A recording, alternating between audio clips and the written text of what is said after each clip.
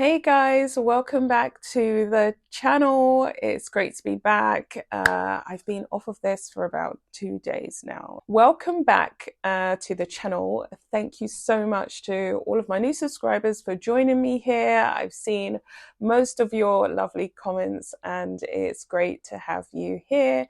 For those of you who are checking in for the first time, welcome to the channel. And if you enjoy this video, do not forget to like, comment, and subscribe. It helps me in the algorithm. And for all of my returning viewers, I hope you're having a fantastic day. Without further ado, let's get into this. Right, so a lot of people have dissected Meghan's latest appearance at Fortune's most influential, most powerful women's summit in Washington, D.C. Now, I'd done a brief summary of her appearance there a few days ago, but what I really wanted to talk about was another key point, well, quite a few key points that jumped out at me. Now, I've been browsing around social media to find all of the clips, all of the juicy details regarding what exactly happened before she got on stage. She was mocked by the audience. People were actually laughing. Now, I found this quite poignant clip, which I'm going to insert now, which basically showed the audience laughing at her. Our next guest, which is why there is such a packed room. So, Meghan, Duchess of Sussex, our next guest, which is why there is such a packed room. So, Meghan, Duchess of Sussex, our next guest, which is why there is such a packed room. So, Meghan, Duchess of Sussex, has held various roles over the years: actor, Duchess, obviously, podcaster, philanthropist. She has her own TV show. She has executive produced.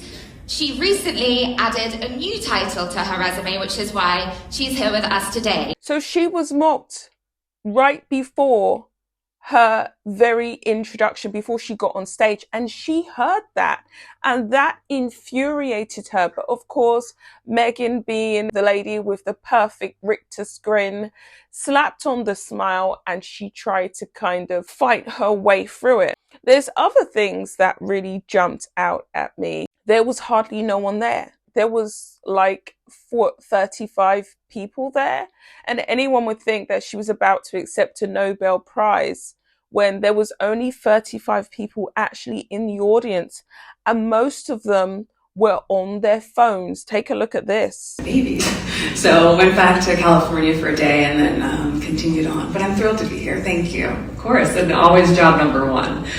So I want to rewind about 5 years ago. No one was excited to see her, and it was tremendously embarrassing and humiliating for her. They was not there for Meghan. They were there for Selena Gomez. Meghan, on top of that, lies about seeing her children. And you made it home for one day to see your kids. Yes, I had to. We were talking about that because everyone said, oh, you must have gone from Paris straight to New York. I said, no, I need to see my babies. So went back to California for a day and then continued on. But I'm thrilled to be here. Thank you. Of course, and always job number one. Now, allegedly, Meghan claims that she flew to Paris from California, and this would have been, my sources have leaked that she was actually in Paris for at least 10 days before we saw her on the 4th of October. So we're looking at 10 days already away from the kids, and then from Paris, she would have had to take in an 8-hour flight all the way to New York, and then she claims that from New York, she flew to California, which I think would be about another 6 hours. So she flew from New York to California, and then from California, she flew to Washington, D.C. and blah, blah, blah, blah, blah. I'm just not buying it. It's just, I mean, all of that flight time, that was a complete and utter lie. And then on top of that, let's think about their carbon footprint. Harry is pictured here in 2020. He gave this speech talking about the impact of too much travel on our environment. Take a look at this. It is rapidly growing. It is predicted that tourism will reach over 1.8 billion travellers by 2030. If we do not act, and in large part get ahead of this inevitable surge, this massive increase will mean we see more of the world's most beautiful destinations closed or Has he mentioned this destroyed, to his wife? more communities becoming overwhelmed, more beaches shut because of pollution, and animals and wildlife driven from their natural habitat happen. We all see a future where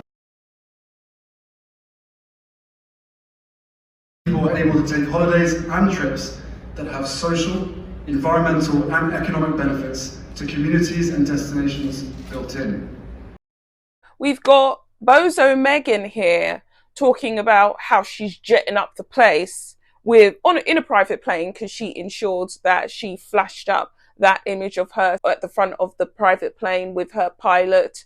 Look at me. Yeah, I flew to Cali for one day just to see my kids. Then I flew back. I mean, that was Harry back in 2020 representing his Travelist initiative.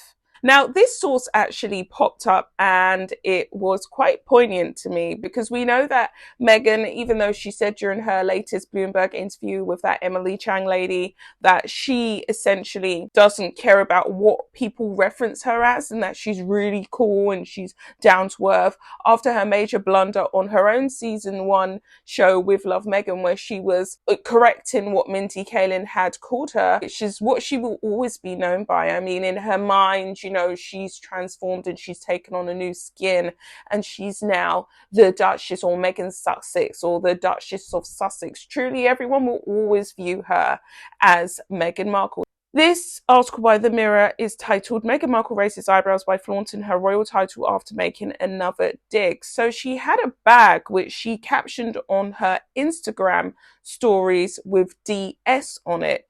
And it is meant to represent her initials as the Duchess of Sussex. I mean, who walks around like that?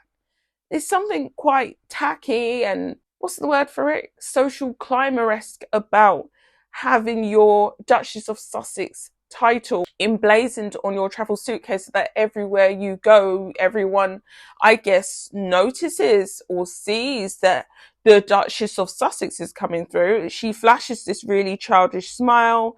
I don't understand the little tongue sticking out, like she's trying to invoke this juvenilistic baby type persona. It's just, you're not cute, Meghan. It's tacky, isn't it? She's really tacky. She's really cringe. She also reveals that her Netflix partnership has fallen apart and there will be no third season. That the lady asked her, which was, will there be a season 3? And she's just like, well, you know, we have the holiday special. We have the holiday special. Take a look at this. And so it's really been a partnership that I'm grateful for. And I think there's a general interest in, will we be seeing a season 3 of With Love, Meghan? Will it be on Netflix? Do we know? Well, the holiday special is coming out in November, and it's a really good one. So I think looking at that format, again, with a year of learns, so we're able to say 8 episodes for 2 seasons. It's a lot of work, and having done Suits for 7. Yeah. There's no season 3, Meghan. We all know that. Netflix is done with you. You can't make them any money.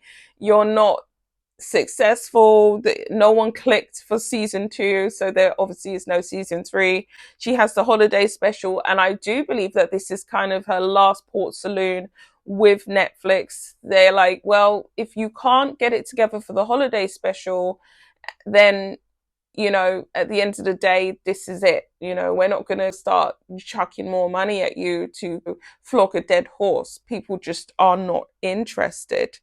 So with all that being said, guys, I will be back with another video. Bye, guys.